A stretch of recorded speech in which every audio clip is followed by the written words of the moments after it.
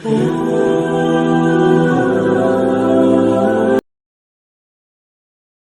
فرعون اس کا پیچھا کر رہا ہے، اور ستم بلائے ستم یہ ہے کہ اب کوئی موسیٰ اور مسیحا نظر نہیں آ رہا ہے، نہ تو مستقبل میں کوئی توقع ہے۔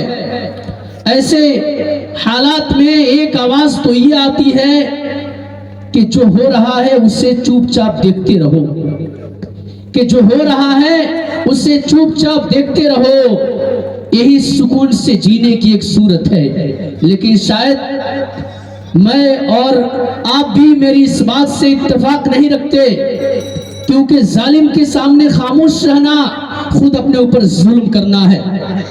ظالم کے سامنے خاموشی بہادری نہیں بلکہ بزدلی کہلاتی ہے۔ اس لیے اور اس کو کوئی شخص چین و سکون سے جینا نہیں کر سکتا، بلکہ بے قراری، بے چینی، کرب و اضطراب کا باعث ہے۔ اس لیے اگر اس وقت اس ملک میں اگر جینا ہے تو آواز اٹھانی پڑے گی، آگے آنا ہوگا، آئین و قوانین کے دائرے میں رہ کر کے غلط کو غلط اور صحیح کو صحیح کہنا ہوگا۔